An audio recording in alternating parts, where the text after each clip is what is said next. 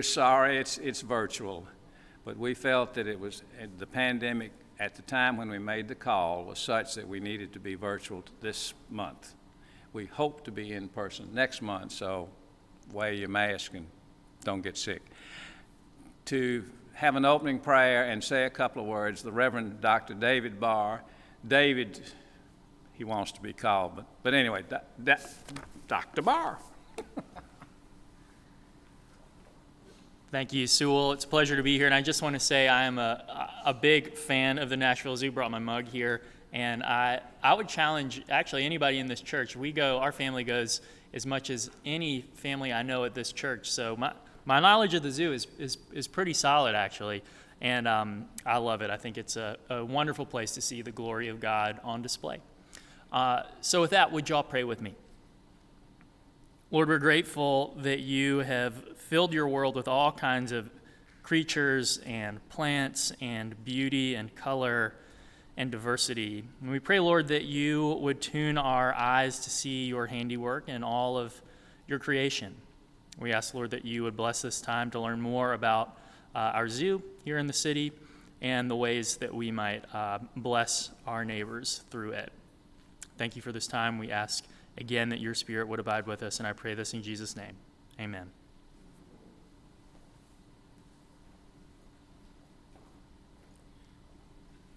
Thank you, David, and thank you for the testimonial about the zoo. I'm going to have to go a couple more times to catch up with him, though. I'm delinquent, so I'll be out there this fall. We have three announcements that are of importance because they're opportunities for you to participate at a deeper level in the life of St. George's.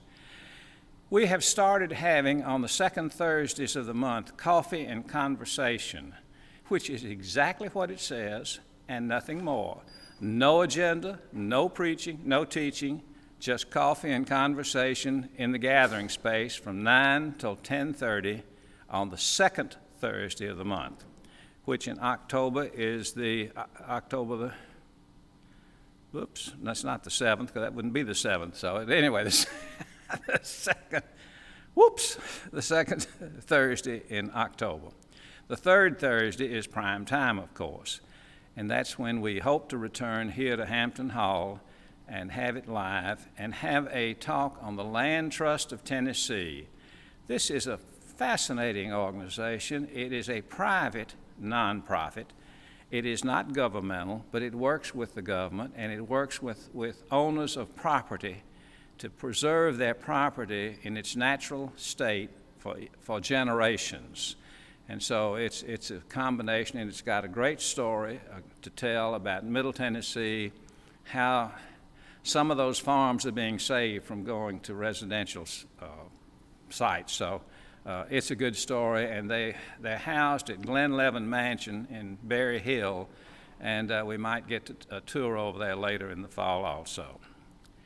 And finally, I want to tell you, 2 weeks ago, we had an important video presentation by Dr. Alicia Batson on chronic pain and ways to eliminate it in cases where drugs are no longer satisfactory and where the medical doctors have said they've done all they can, I'm sorry, we can't do any more.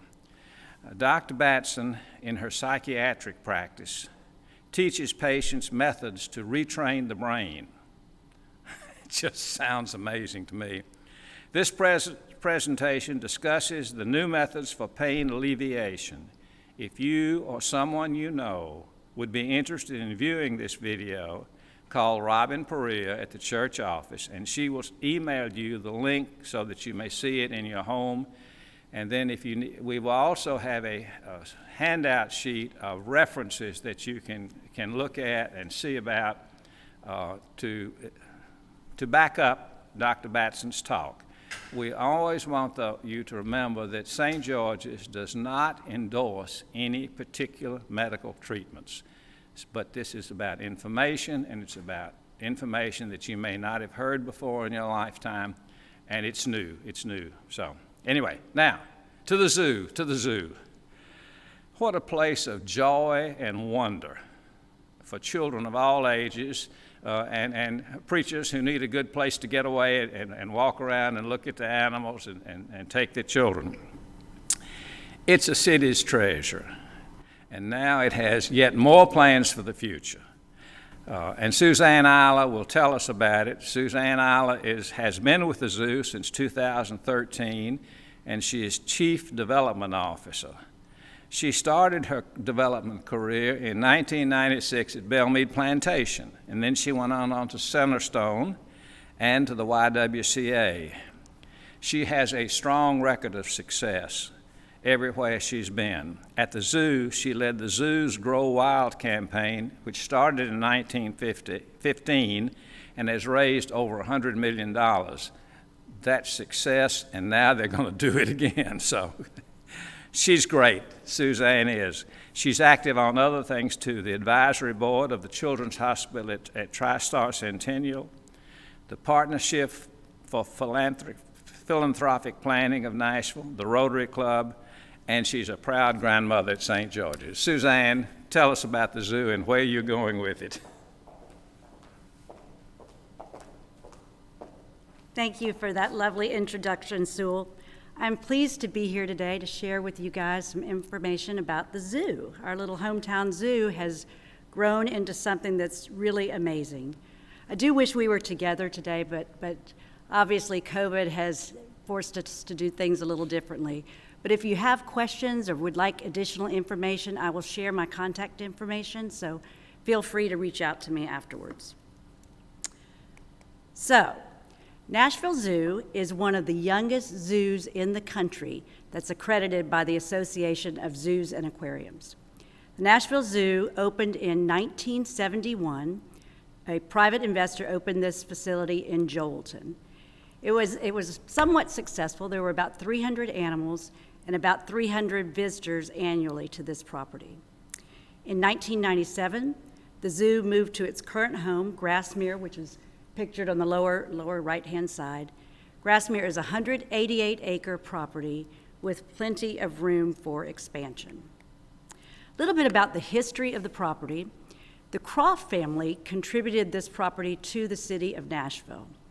The home that's pictured was built in 1810, and several generations of descendants of this family lived in the home. The last of the descendants were Margaret and Elise Croft. Their family business was in Cuba, and when Castro came into rule, the business went south and they could no longer pay their property taxes. They were very savvy ladies. They cut a deal with the city that would enable them to remain in their home the rest of their lives without paying property taxes if they bequeathed the property to the city when they passed. They also were very interested in nature, and they put one stipulation on this, that the property always be used for something having to do with wildlife. So, city leaders approached Nashville Zoo at Joelton, offered a 40-year lease at $1 a year. The property is still owned by the city, but the zoo runs it as a private nonprofit organization. The zoo has seen tremendous attendance growth since moving to Grassmere. Attendance has grown over 1,700%, which is amazing. In 2019, we peaked at 1.26 million, and obviously dipped in 2020 because of 3 months of being closed with COVID. But most successful zoos around the country grow at 3 or 4% per year. Between 2017 and 2019, our zoo grew by 31%, which is amazing. We've also enjoyed tremendous growth of our membership. It's grown over 1,000% since we moved to Grassmere. It has the largest membership of any zoo or aquarium within the state of Tennessee. And we almost hit 39,000 household memberships in 2019. And this equates to between 170 and 170,000 individual members. The zoo has a track record of fiscal responsibility. We have been operating at a surplus since 2009, which is something we're very proud of.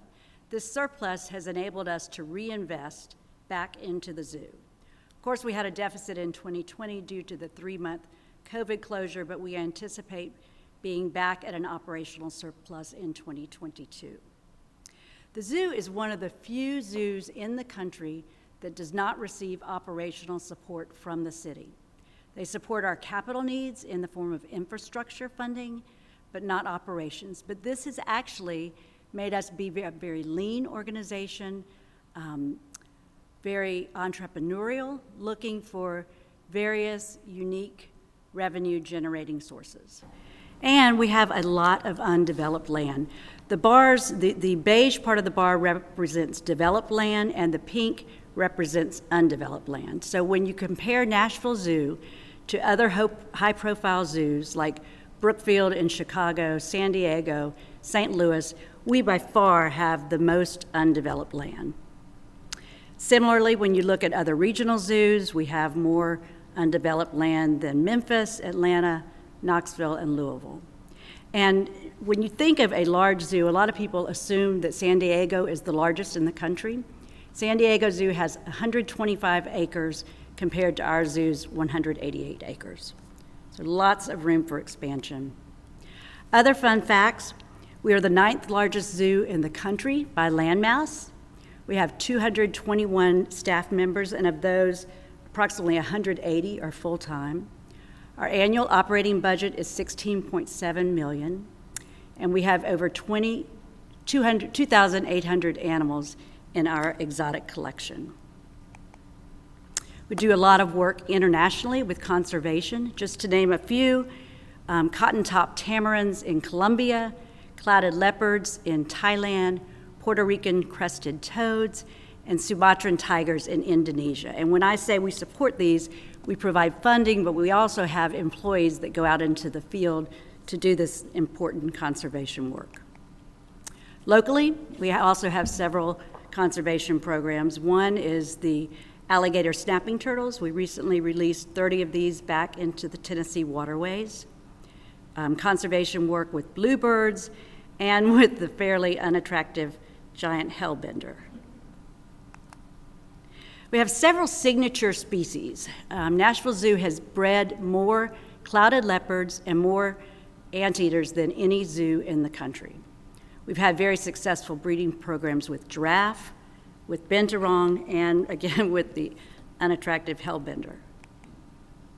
So, in order to meet the family entertainment needs of our growing community and to capitalize on all of the undeveloped land, we developed a master plan to basically build out the Nashville Zoo. In 2015, we launched the Grow Wild Capital campaign to fund this massive expansion. And it is so huge that we have broken it into 3 phases. The first is in orange, phase 1.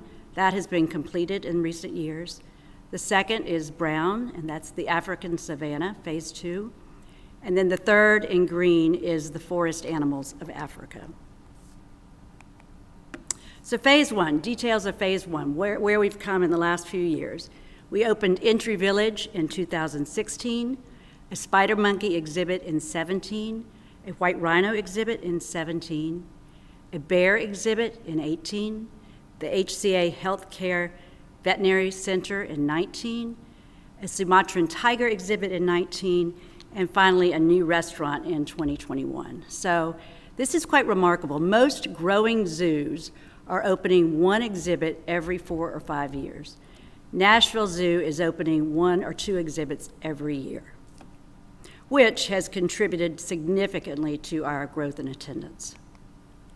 Phase 2, the African savanna, this will be a phenomenal 40-acre tract that will have all the iconic animals that you would expect to see on an African safari. There'll be a boat ride going through it, and some of the animals that will be part of this exhibit are lions, hyenas, cheetahs, gazelles, giraffes. It's just going to be amazing. And when we open Africa, we will more than double the size of our animal collection. And then phase 3, the forest animals of Africa, this will include okapi, bongo, and many, many other species.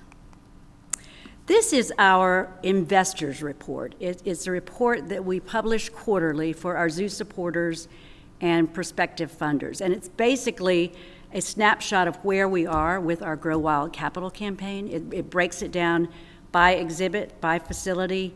the cost of the exhibit, what we've secured towards that cost, and the status of it. And I'm really, really, really proud to share that we have surpassed, as Sewell said, $100 million towards this Grow Wild capital campaign. $54 million of that has gone to fund the first phase, and the balance will go towards Africa. The funding sources, the city has not provided funding for the zoo's operations, but they have very generously supported our capital campaign in the form of funding for infrastructure. They've done this in the form of a public-private challenge, which has been a very effective fundraising strategy for the zoo. Individuals and primarily family foundations have given about 62%, the corporate sector about 7%, and we've self-funded the balance of 4%. Wanted to share a few pictures of the exhibits that have opened in recent years. Entry Village is African-themed, music playing, it's absolutely gorgeous. You feel like you've stepped into Disney. Part of Entry Village is a new membership building, and if you look at the top right-hand corner of the screen, there are pythons in the urinals in the men's restroom. So above the urinals in the men's restroom, which is quite a surprise. If you gentlemen haven't been to this restroom, you need to come to the zoo. We have a fantastic gift shop in Entry Village that has done very well. The Nashville Zoo has some of the highest per cap sales of any gift shop in the country. Our spider monkey exhibit is enjoyed by children of all ages. It's so much fun to watch the monkeys moving through the trees. This exhibit, the viewing building of this exhibit was built up in the trees so that you are literally at eye level with the monkeys as they're playing. One of the most popular components of this exhibit has been a rope bridge that swings as you walk or run through it. Children just go round and round and round enjoying the rope bridge. Our white rhino exhibit, we have 4 female rhinos that came from South Africa and 1 male that was from a private farm in Florida. They're just amazing animals. They're really like big dogs. They're very tactile. They love to be scratched. So if you join us for a behind-the-scenes tour with the rhinos, you may have the opportunity to scratch one with a brush, which is a lot of fun. And incidentally, a group of rhinos is called a crash. Our Andean bear exhibit is a multi-species exhibit. We chose Andean bears because they're very active. They move through the trees. They're very arboreal, nesting and playing in the trees. The other species in this exhibit include cotton-top tamarin that are in the women's restroom, guinea pigs that are a really important part of Peruvian culture, and the world's smallest deer, a pudu. Her name is Carol. So when you're in this exhibit, the architecture, the landscape all transform you to a Peruvian biome. The details are really and truly amazing. It's a great place to have events in the evening. Then the last exhibit we opened is our Sumatran tiger exhibit. And again, the architecture and landscaping make you feel like you are in Indonesia. The thatched roof, the curved roofs. It's a fantastic exhibit. And I love the picture in the bottom right of Frances, our female lion chilling, or female tiger chilling in the water. This exhibit has a lot of educational interactive graphics, which children and adults have learned from. It's just been very impressive. The graphics show what are the perils, what is destroying the tigers. Right now, there are only 300 to 400 Sumatran tigers in the wild. And then it shows what we can do to help the plight of the tigers. Truly an amazing exhibit. The HCA Veterinary Hospital. This is an amazing facility. There's an educational component of this. The big windows that you see in the center of the building are the surgery suite and treatment suite. And there's an amphitheater that's outside that so that our visitors can literally watch what the vet staff are doing with the animals. There's a docent who's outside who's mic'd to the vet so she can explain details. And there's a camera in the surgery suite that can zoom in on the animal. Even if the vets are working on a small bird, guests outside on the monitors can see exactly what's being done. It's really phenomenal. This was designed at no charge for the zoo by Earl Swinson and Associates. It's a $1.2 million in-kind gift, and we are so very grateful for this. Earl Swinson has designed numerous HCA hospitals around the world, and this is the first vet hospital that they designed. But they used a lot of the same efficiencies they used in human hospitals in this vet facility. It's really amazing how much people have enjoyed watching and learning from our vet staff. A lot of research goes on here, blood work with results almost immediately, x-rays, and again, just seeing the faces of folks enjoying learning is amazing. We have been blessed to have been awarded several awards over the last few years. Two that are really probably the most special that we're very, very proud of. The Association of Zoos and Aquariums awarded Nashville Zoo the top exhibit in the country in 2020 for the tiger exhibit, and the top exhibit in the country in 2019 for the Andean bear exhibit. This is the first time in 33 years that a zoo has been awarded this back-to-back. The Bronx Zoo had this happen 33 years ago, so we are very proud. An exhibit that always makes me smile is that in 2019 we won the Best Restroom exhibit for our cotton top tamarins in the ladies' restrooms. We have exhibit recognition for education, conservation, construction, and fiscal responsibility. So very proud of these accomplishments. This is the master plan of the 40-acre African savanna. This is the next project that we are working on, planning on. We plan to begin construction of this later this fall. It's truly going to be a game changer for the zoo and will make our zoo become truly a destination zoo. Contingent on funding, we've broken this into 5 phases. We plan to open the first phase, leopards, in 2023. Plan to open the African Lodge, which will have a restaurant and meeting area, in 2027. Phase 3, the boat ride in African Savannah, in 2027. Phase 4, lion and waterhole, in 2027. A lot going on in 2027. And then finally, a gorilla exhibit in 2029. And again, all contingent on funding. So I'd like to close with an excerpt from an interview that WKRN's Danielle Breezy did with Rick Schwartz, our president and CEO, recently. Hi, yeah, now it's time for the big reveal. You may have heard the CEO, Rick, mention the African expansion. Well, this is a first-hand look at a massive plan, 40-acre plan, $200 million plan that would make the Nashville Zoo one of the best in the world.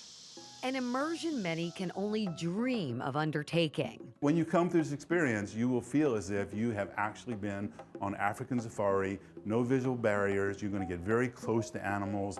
CEO Rick Schwartz says the idea was inspired by his own real-life African safari. The vast majority of the public will never have that opportunity, so we wanted to bring that to Nashville. Nashville Zoo's African expansion adds 40 acres to the park.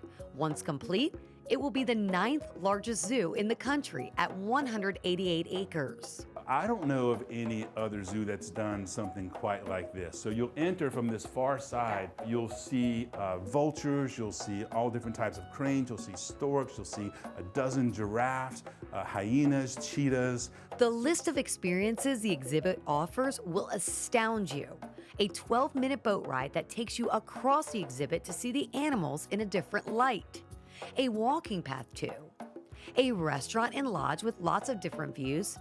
A chance to feed the giraffes, plus... We're looking at creating some glamping tents, as you would in Africa, where families can come and spend the night at the zoo, do a traditional braai, which is an African barbecue, and then we'll take you behind the scenes and show you all the stuff at night. So it's going to be a great opportunity for people. There will be 5 phases of construction for the African safari, and depending on funding, it could be 5 or 10 more years before this dream becomes reality. We do need funding. I mean, this project could be north of $200 million. So it's a monster project. You know, again, one of the larger projects taken on by a zoo. You know? Right. So yeah, we need funding for sure. However, Nashville Zoo lovers won't have to wait long to see the start. We're actually starting on phase 1 later this year. And so that will be the leopards, colobus monkeys, the Brazza monkeys, a wonderful little animal called a klipspringer, and then a small little animal called rock hyrax. So that's phase 1, and we hope to open that in spring of 23. So we'll start on it this fall, and then this still is in the process. There's a lot more design work to be done on this. It's pretty intricate. Schwartz says work will be going on behind the scenes, but it won't disrupt zoo-goers' current experience touring the zoo. And they can still keep up with the progress. We'd like to put a couple ports throughout the zoo so people could see the construction. We'll be doing a lot of filming and showing that. It'll certainly be on our website. It's such a big project. We'll be doing tours of the site. These areas could be developed first, and that's the goal, and then people could come up and see that, and because I think they'll be so impressed by the magnitude of this project. And what's more, the Nashville Zoo will only be ramping up its conservation efforts. What I want them to get is, the true immersion experience where they feel as if they've gone through Africa and understand the challenges that many of these species are facing, and more importantly, what the Nashville Zoo and what individuals can do to help conservation. And it's going to be fascinating to come and see. We really want people leaving the Nashville Zoo with a better understanding of what they can do themselves and get appreciation of what our little hometown zoo is doing for worldwide conservation. So as you can tell, lots going on at the Nashville Zoo. Thank you so much for allowing me to share a little bit with you. I hope you guys will come, bring your family, bring friends, become a member, get involved. This is truly a crowning jewel of our community, and look forward to seeing you at the zoo. Thank you. Stay up there, Suzanne. Thank you, Suzanne. I want to ask a couple of questions for us seniors. Okay. Do you have a particular route that is particularly suitable for people who cannot walk very far? And the route that I'm thinking of is with small children. Yeah. To take them, you could enter through the Croft building and take the elevator downstairs and walk through the kangaroo exhibit, which is something that young children really enjoy. Yes. And then see the tiger and bear and finish the loop. See, so there we are. The zoo is trying to take care of us, so we need to take care of the zoo, and I encourage you to consider a membership. Suzanne and David Barr were talking before, and cloudy days like today, the animals are a little more active, so we all think about the bright sunny weather. Well, actually the animals have other preferences, and so a day that might not look so good to us might be a good zoo day too. Absolutely. What about it being opening in the evenings? What do you have an evening schedule? Currently we close at 6, but when we open Africa, we will probably be open until 9. Right, okay. Thank you so much. Thank you. And you can ask Suzanne questions at church when you see her. And feel free to give me a call. My contact information is here. Okay. Thank you all so much. We look forward to seeing you at Coffee and Conversation on the second Thursdays of the month. That's from 9 to 10:30. And then next month, we will have the third Thursday. We will have prime time with the Land Trust of Tennessee. So thank you all so much. Thank you. Let me remind you that this video will stay on the St. George's website for 3 to 4 weeks. And you go to the St. George's website and you add in videos, plural, and you will see the prime time. And I hope they'll show Suzanne's face so that you can make the connection. But anyway, that's where it is. I encourage you to suggest to other people that this is a nice way to take a quick tour of the zoo and to know what's happening in Nashville. So tell your friends.